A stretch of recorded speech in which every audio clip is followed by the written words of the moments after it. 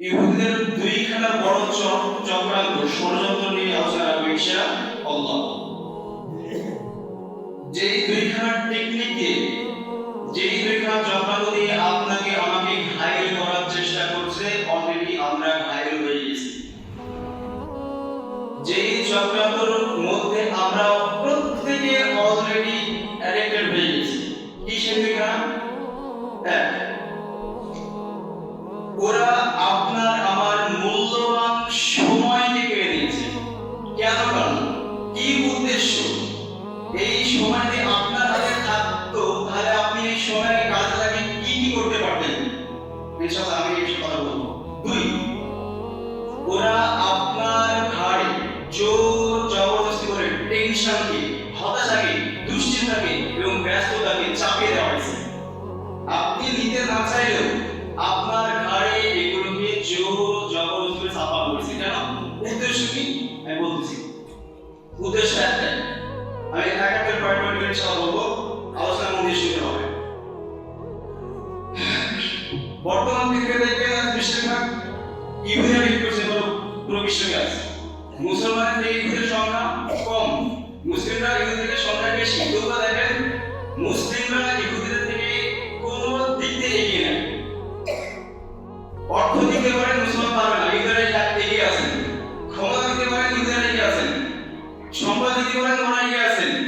ওরা আজ বিশ্বকে লিড করতেছে, ওরা শাসন করতেছে। কেন? মেন একটা অস্ত্র হচ্ছে তারা কি? তারা সময়কে অপচয় করে না। ইহুদিরা কি করে না? ওরা সময়কে দেখবেন অনেক গুরুত্ব দেয়, অনেক মূল্যায়ন দেয়। ওরা সময়কে অপচয় করে দেয় না। কিন্তু আজ বর্তমান বিশ্বে মুসলমানরা যেভাবে সময়কে নষ্ট করে, যেভাবে সময়কে অপচয় করে চলেছে, যেভাবে সময় গুরুত্ব দেয় না, আজ এই হচ্ছে নমুনা। আজ মুসলমানদের কোনো উন্নতি নাই, কোনো শক্তি নাই, কোনো ক্ষমতা নাই। কেন? কারণ তারা সময়ের গুরুত্ব তারা বোঝে না, সময় তারা গুরুত্ব দেয় না। এটা এই যে দেখেন পূর্বের রাসূলের যুগ থেকে তাদের যুগ পর্যন্ত দেখেন, সেই যুগে ইন্টারনেট ছিল না, আধুনিক প্রযুক্তি ছিল না, শিক্ষার ব্যবস্থা ছিল না, কিন্তু সেই জায়গায় অজস্র মহাদেশ গিয়েছে, অজস্র বিজ্ঞানের করে গিয়েছেন, অজস্র বই লিখে গিয়েছেন, অজস্র পরিবর্তন করে গিয়েছেন। কিন্তু এই জায়গায় দেখেন শত শত শিক্ষার হাজারটা প্রযুক্তি এসেছে, শিক্ষার অনেক ডেভেলপ হয়েছে শিক্ষা অর্জন করার জন্য, অনেক ইন্টারনেট এসেছে, প্রযুক্তি এসেছে। কিন্তু এই জায়গায় দেখেন সেই কয়টা মহাদেশ তৈরি করতে পারছে দেখা, সেই কয়টা বই অনুবাদ আছে দেখা, সেই বই পড়ে দিতে পারছে দেখা, খুব টাকাটা পাবে, কিন্তু সেই লেভেলে পাবেন না। কেন? কারণ এই যুগের মানুষ সময়ের গুরুত্ব দেয় না। আর ওই যুগের সময় নষ্ট হতো না, অপচয় হতো না। এই জন্য সেই যুগের মানুষ সেই যুগের অজস্র আলেম তৈরি হয়েছে, অজস্র বই অনুবাদ করে গিয়েছেন, অজস্র ইসলামের খেদমত করে গিয়েছেন। আমি আপনাকে এটুকু বলতে চাইছি যে সময়ের গুরুত্ব আল্লাহ বলেন পছন্দ হয়েছে মহাসা, যার পছন্দ হয় তার গুরুত্ব থাকে নাকি? ফালতু ফালতু এগুলো পছন্দ হয় না। কিন্তু আল্লাহ বলেন যে মহাসা আল্লাহ সময় পছন্দ হয়েছেন, তাহলে সময়ের গুরুত্ব আছে। আসেন এই সময় আপনার আমার কাছ থেকে কেন ওরা কাঁদলো? কারণ তারা বুঝতে পেরেছিল কি মুসলমান জাতি যদি তাদের সময়ের গুরুত্ব যদি একবার বুঝে যায়, সময়ের মূল্য যদি একবার তারা বুঝতে পারে, তাহলে ওদেরকে আটকানো আর সম্ভব নয়। ওদের আবার খেলাফত চালু হবে, ওদের আবার রাস্তা ফিরে আসবে, ওরা আবার দুনিয়াতে রাজ করবে। তখন ইহুদের খেল খতম, ওদের শাসন চলবে না, ওদের রাজত্ব চলবে না। যদি মুসলমানদের একবার সময় যদি গুরুত্ব দিয়ে থাকে, সময়কে গুরুত্ব দিয়ে দেয়, তাহলে মুসলমানরা আবার ক্ষমতা চলে আসবে, ওদের আবার দাপট চালু হয়ে শুরু হয়ে যাবে সমাজে। তারা এটা বুঝতে পেরেছিল, সেজন্য কি করলো?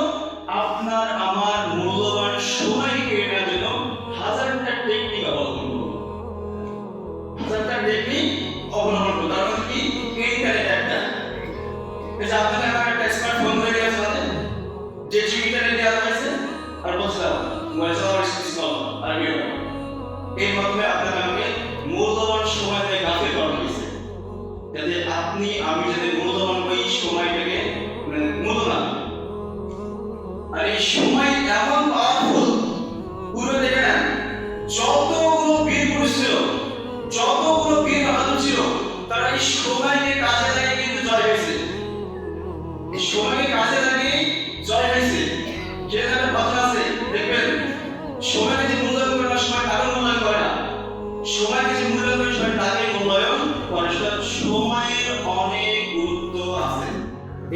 আপনার আমার মূল্যবান সময়কে ওরা পেয়ে নেওয়ার জন্য হাজার হাজার টেকনিক অবলম্বন করছে।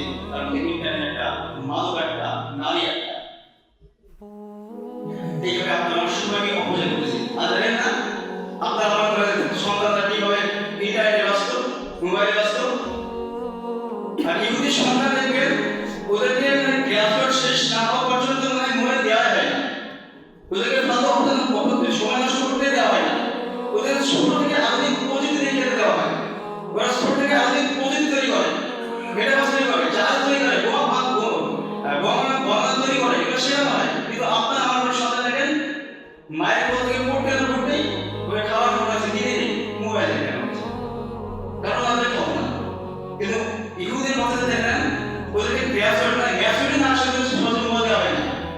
ম্যাচুরি না আসলে সহজে মোবাইল দেওয়া হয় না, কারণ ওরা জানে সময়ের অনেক মূল্য আছে, অনেক সময়ের বড় দামি ওরা জানে। এই জন্য ওদের ছোট থেকেই আধুনিক প্রযুক্তি দেখিয়ে দেওয়া হয়। আপনার আমাদের যে গাড়ি পুতুল এদের খেলা দেওয়া হয় না। তাই চিন্তা করেন যাদের সন্তানকে ছোট থেকে সময় গুরুত্ব বোঝানো হচ্ছে, যারা ছোট থেকে আধুনিক প্রযুক্তি খেলতেছে, আধুনিক প্রযুক্তি নিয়ে বড় হচ্ছে, তারা বিশ্বকে লিড করবে। আপনার আমার অপেক্ষা ছেড়েছে যে ছেলেটা বিশ্বকে করে থেকে 24 ঘন্টা মোবাইল পর্যন্ত সেই বিশ্বকে লিড করবে, অসম্ভব, সম্ভব নয়। ওরা লিড করবে যারা সময় গুরুত্ব বোঝে, যারা মূল্য বোঝে। কিন্তু আপনার আমার ঘরের যে অপেক্ষা ছেলে বিছানায় পড়ে 24 ঘন্টা খুঁজে চলেছে, ওকে বিশ্বকে লিড করবে, ওকে শাসন করবে, ওকে সমাজ পথ পাঠাতে পারবে? কখনো না, পারবে না। সুতরাং আমি আপনাকে এটুকু বোঝাতে চাচ্ছি, আপনার সময় অনেক মূল্য, অনেক দামি। এটাকে ফালতু অপচয় করিয়েন না। এই সময়কে কাজে লাগিয়ে সম্ভব রাষ্ট্র পাঠানো, সমাজ পাঠানো, দেশ পাঠানো। সুতরাং সময়কে কাজে লাগান। 2 কি ওরা আপনার আমার ঘরে টেনশন, হতাশা, দুশ্চিন্তা, ব্যস্ততা চাপিয়ে দিয়েছে। কেন? উদ্দেশ্য কি? একটাই, কারণ ওরা বুঝতে পেরেছিল, ইহুদিরা বুঝতে পেরেছিল মুসলমান জাতি যদি তারা সবসময় ফ্রি লাইফ লিড করতে পারে, তাদের মাথায় টেনশন না থাকে, ব্যস্ততা তাদের না থাকে, তাহলে ওরা ইসলামে অনেক কাজ করতে পারবে, ইসলামের উন্নতি করতে পারবে, ইসলামের পদার্থ কাজ করতে পারবে। তারা এটা বুঝতে পেরেছিল। যদি ওরা ব্যস্ততা না ফেলতে পারে, তাহলে ওরা আবার কিভাবে চালু হয়ে যাবে, ওরা আবার শক্তিতে ফিরে আসবে। যেমনটা সুলতান সালাউদ্দিন আইয়ুবী চলেছিল, যেমনটা মারে ফারুক চলেছিল, যেমনটা শেরে বুড়া আগে চলেছিল। এটা বুঝতে পেরেছে। সেটা কি করলো? আপনার আমার ঘরে জোর জবরদস্তি, আপনি দিতে চাইনি কিন্তু জোর জবরদস্তি দেওয়া হয়েছে। কিভাবে দিয়েছে বলতে চাই, আপনার আমার ঘরে জোর জবরদস্তি টেনশনে চাপানো হয়েছে, দুশ্চিন্তা চাপানো হয়েছে, ব্যস্ততা চাপানো হয়েছে। উদ্দেশ্য একটাই, আপনাকে আমাকে মেন জায়গায় সরানোর জন্য। যদি আপনি আমি মেন জায়গায় সরতে পারি এবং এই প্রকারের পর্যায়ে পরাজয়চিত হতে পারি, এটা উদ্দেশ্য, এই আমাদের উদ্দেশ্য। আর আমি যদি একটু সমাজবাদী হয়ে যেতাম, তাহলে কি করতাম? আপনার আমার উপরে যারা বসে আপনাকে দেশ শাসন করতেছে, ওরা যে উপর মহল থেকে বসে অন্যায় কাজ করবে, সেটার আনন্দ ক্ষমতা আপনার মধ্যে চলে আসতো।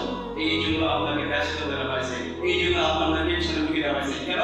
যে আপনি যদি টেনশনের মধ্যে পড়ে থাকতে পারেন, ব্যস্ততার মধ্যে পড়ে থাকতে পারেন, সময় অযথা নষ্ট করে থাকেন, তাহলে আপনি দেশে যারা ঘুরতেছে, আপনার উপরে যারা বসে দেশে সেবা করতেছে, অন্যায় কাজ করতেছে, সেই খবর রাখার আপনার মধ্যে সামর্থ্য আসবে না।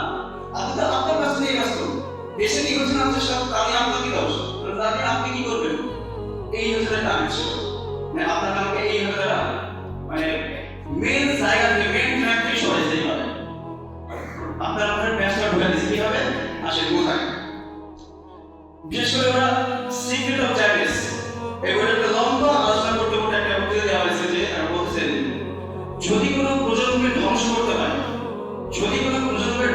হয়, তাহলে তার স্থানীয় বা এলাকার নতুন প্রজন্মকে টার্গেট করতে হবে। সেম একই টেকনিক অবলম্বন করছে। কি করছে? নতুন প্রজন্মকে টার্গেট করছে, তাদেরকে এই যুবকদেরকে, এদেরকে টার্গেট করছে। কি করেছে? তাদেরকে একটা বুঝতে দেওয়া হয়েছে। কি বুঝ?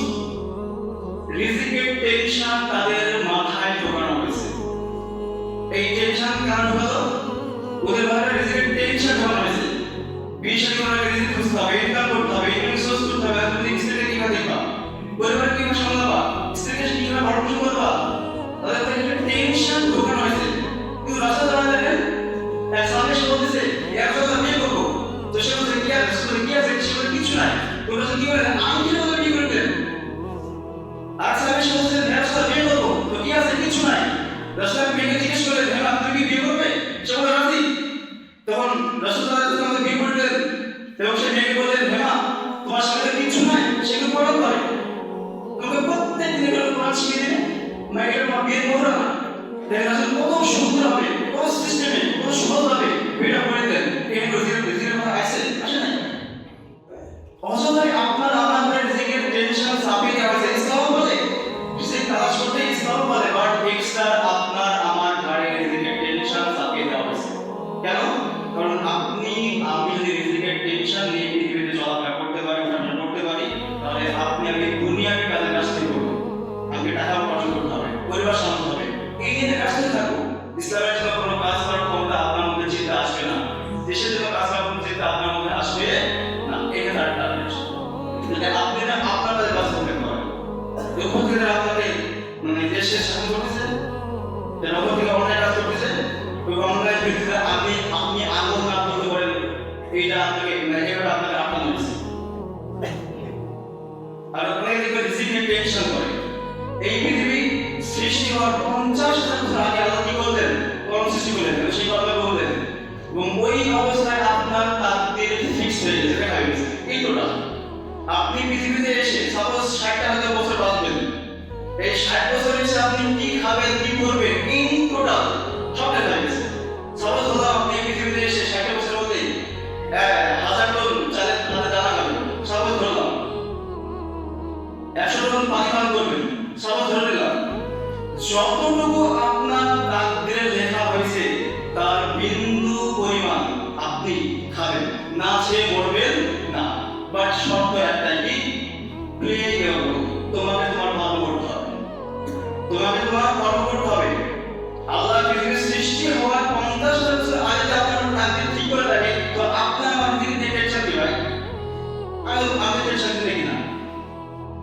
অযথাই আপনার আমার টেনশন খেয়েছে বলা, আল্লাহ চাপায় নাই, আল্লাহ আপনাকে নিশ্চিন্ত থাকতে বলেছে, বাট চাপায় থেকে পশ্চিমা ইহুদিরা। কেন? টার্গেট একটাই, কারণ আপনি আমাদের টেনশন নিয়ে চলাফেরা করতে পারি, মেইন জায়গায় চলে যাবো, এটা তার টার্গেট। টেনশন করার কোনো প্রয়োজন নেই, আসলে হাদিস নাই।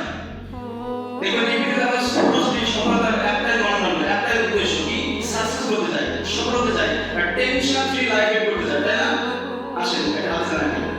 যদি কেউ চান টেনশন ফ্রি লাইফ লিড করতে, ইহকালে পরকালে সাকসেসফুল হতে, এটা হচ্ছে মাথায় রাখেন কি আল্লাহ বলেছেন হাদিসে কুদসিতে, এটা আমি আপনাকে শুনুন, কেন শুনুন, শুনুন, আমি আল্লাহ বলতেছি, যদি তোমরা আমার ইবাদত করো তাহলে আমি আল্লাহ বলতেছি পরিপূর্ণ সচ্ছলতা করবে, কোনো টেনশন থাকবে না, কোনো কথা থাকবে না, কোনো দুশ্চিন্তা থাকবে না, কোনো অভাব তোমাকে গ্রাস করতে পারবে না, আল্লাহ বলছেন। তারপর আল্লাহ বলছেন আর যদি আমার ইবাদত যদি না করো তাহলে আমি আল্লাহ বলতেছি তোমাকে পরিপূর্ণ ব্যস্ততার মধ্যে ফেলে রাখবো। একটা কাজ ছেড়ে না, আস্তে আস্তে আরেকটা কাজ করবা, আজ করবে এই সমস্যা, ওই সমস্যা, এটা রোগ, সেটা রোগ, আল্লাহ আপনাকে প্রত্যেকটা মুহূর্তে ব্যস্ততা ফেলে রাখবে। আপনি মাসে 20 লাখ টাকা কামান না কেন, দেখবেন আল্লাহ আপনাকে 1000 টাকা মুসিবত দিয়ে মাসে 30 লাখ টাকা নিয়ে নেবেন। আল্লাহর কথা আজকে খুব সেটা। সুতরাং সুন্দর লাইফ লিড করতে চান, এরকালে তবে সাকসেসফুল হতে চান, কি করতে হবে?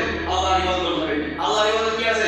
নামাজ আছে, হজ আছে, রোজা আছে, ইন টোটাল ইসলামের যত বিধান আছে সকলে আছে, করা হবে যদি একটা সুন্দর লাইফ লিড করতে চান।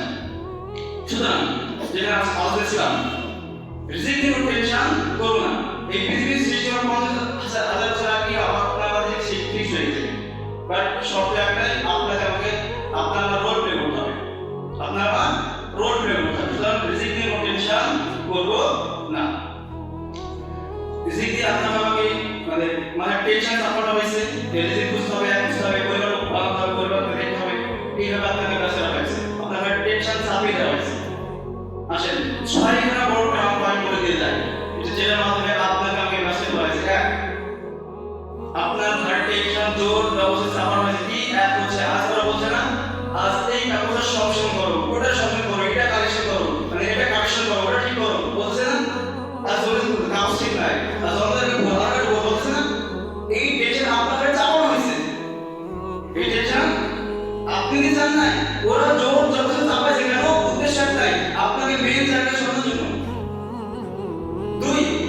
ইন্টারনেট দিয়ে আপনাকে ব্যস্ত হয়েছে, আপনার মূল্যবান সময় কেটে হয়েছে। ইন্টারনেট আমার 24 ঘন্টা ইন্টারনেট দিয়ে ব্যস্ত, মোবাইল দেখতে ব্যস্ত। তিন, আপনাকে মাদক দিয়ে, বিশেষ করে ইয়াংদেরকে মাদক দিয়ে তাদের অন্তরের পরিচয় করা হয়েছে, মজা হয়েছে। নারী দিয়ে যা নারীর লোক লালসা দেখে তাদের অন্তরের যুবকদের ব্রেনকে নষ্ট হয়েছে। বড় একটা পয়েন্ট পাস কি, তারা আপনাকে প্রতিযোগিতায় নামিয়ে দিয়েছে।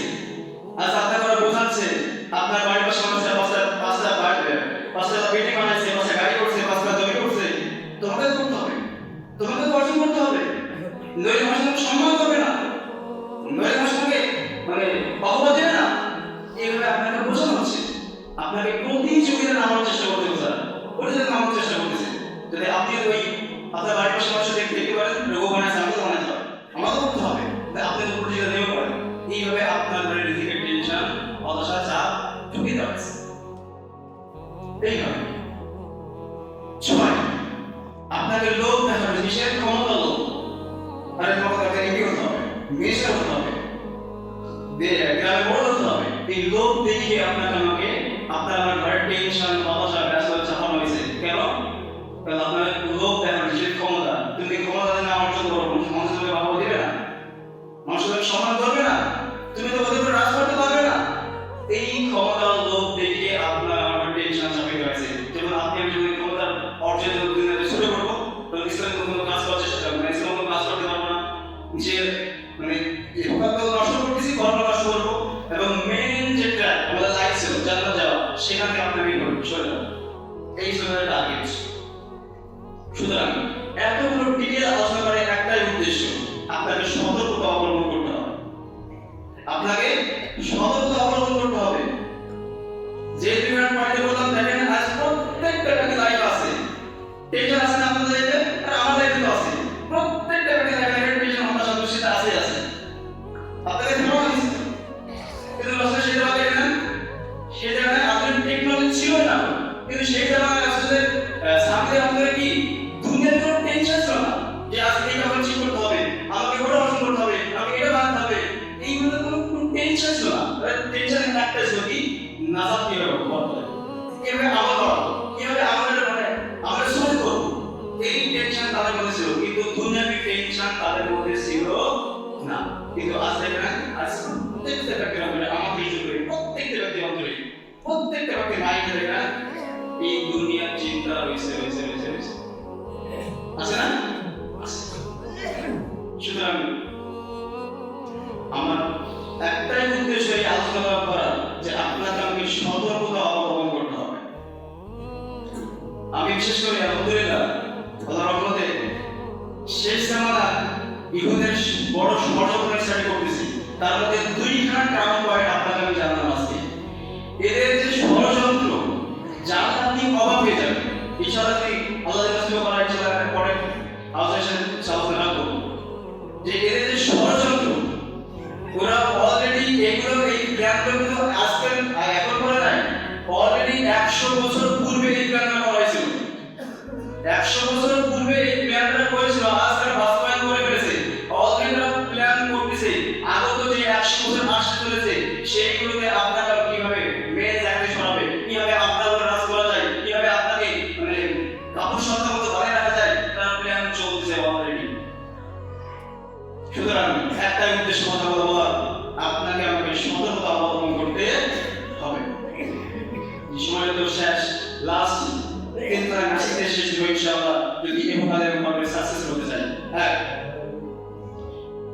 যে একবার যে হাদিসটা বললাম, যে বনি আদম যদি সুন্দর লাইফ লিড করতে চাও, যদি শান্তিভাবে থাকতে চাও, যে হাদিসটা একদিন আমি বললাম, এই হাদিসটা মাথায় রাখবেন। এটা আপনাকে দুনিয়াতে সফল হওয়ার মন্ত্র জানিয়ে দিয়েছেন এবং বড় বড় সফল হওয়ার অস্ত্র জানা দিয়েছেন। আর এখানে কি বলছে আল্লাহ? আমার ইবাদত। ইবাদত কি আছে? নামাজ, রোজা, হজ, যাকাত, সিয়াম, ইন টোটাল ইসলামের যত ধর্ম রয়েছে সবগুলো রয়েছে। এক, এটা মাথায় রাখবো আমরা। দুই, 5 ওয়াক্ত নামাজ কন্টিনিউয়াস আপনাকে পড়া লাগবে, পারমানেন্ট ছাড়া করতে হবে। আরেকটা পয়েন্ট আমি বলেছিলাম, মাথায় আসলো, যেটা পাঁচ ওয়াক্ত নামাজ যখন আপনি আদায় করবেন, দেখবেন আপনার এই পাঁচ ওয়াক্ত নামাজ আপনাকে সময়ের কথা স্মরণ করে দেবে, সময়ের মূল্যবান করে নামাজ আপনাকে বুঝিয়ে দেবে। কিন্তু দেখেন বর্তমান পশ্চিমারা ইয়াংদেরকে কিভাবে যে নামাজে গাফিল করলো, তারা বুঝতে পেরেছিল নামাজের এমন একটি পয়েন্ট, নামাজের এমন একটি বিষয় যা মানুষকে সময়ের গুরুত্বকে বোঝাতে শেখে। পাঁচ ওয়াক্ত নামাজ আপনাকে সময়ের গুরুত্ব, সময়ের স্মরণ করে দেবে। কিন্তু আজ আপনার আমি কি করলো, আজ আপনাকে ইবাদত থেকে গাফিল করে দিল, ইবাদত থেকে দূরে সরে দিল এবং আপনার অন্তরে ঈমানের নূরকে জাগার বদলে নিভে দিল। সুতরাং দুই, পাঁচ ওয়াক্ত নামাজ কন্টিনিউয়াসলি আদায় করা লাগবে, পারবো আমরা চেষ্টা করতে গেলে কি করতে হবে। তিন, যেটা আমাদের প্রত্যেকের প্রয়োজন যদি ইফতারের তরকারি সাকসেস হতে চায়, কি রাসূল বলতেছেন, ইয়া মুআজ তোমাকে কি দিনের খোলাসা বলে দেবো? জি রাসূল বলেন। কোন রাসূল তার জিহ্বাটাকে বার করতেছেন এইভাবে আর দেখাচ্ছেন, ইয়া মুআজ তোমার জিহ্বাটাকে কন্ট্রোল করিও, তোমার এই জিহ্বাটাকে কন্ট্রোল করিও, কারণ এই জিহ্বা দিয়ে সম্ভব ভাইয়ের মধ্যে ভাই দ্বন্দ্ব লাগানো, এই জিহ্বা দিয়ে সম্ভব ওই ভাইয়ের মধ্যে দ্বন্দ্বকে মীমাংসা করা, এই জিহ্বা দিয়ে সম্ভব পিতার মধ্যে পিতার দ্বন্দ্ব লাগানো, এই জিহ্বা দিয়ে সম্ভব সমাজের মধ্যে আগুন ধরানো, পরিবর্তনের আগুন ধরানো। সুতরাং তোমার জিহ্বাকে কন্ট্রোল করি, নামাজ জিহ্বা কন্ট্রোল করি। এই জিহ্বার মধ্যে কথা রয়েছে ভাই, এই জিহ্বাটা আপনি যেভাবে ইউজ করবেন সেভাবে ইউজ করতে পারবেন। এই জিহ্বা দিয়ে পিতা মাতার মধ্যে দ্বন্দ্ব লাগানো যায়, আবার দ্বন্দ্বকে মীমাংসা করা যায়, স্বামী স্ত্রীর মধ্যে ঝগড়া বাঁধানো যায়, আবার স্বামী স্ত্রীর ঝগড়া মীমাংসা করাও যায়, সমাজে আগুন লাগানো যায়, আবার সে আগুন নিভানো যায়। সুতরাং এই জিহ্বাটাকে সঠিকভাবে ইউজ করি, সঠিকভাবে ইউজ করে আজ এটা বড় অভাব। সমাজে হাজার নামাজি পেয়ে যাবেন, হাজারটা দাবি পেয়ে যাবেন, হাজারটা হাজি পেয়ে যাবেন, কিন্তু জিহ্বাকে হেফাজত করার ব্যক্তি লাখে একটা হবে, লাখে একটা হবে।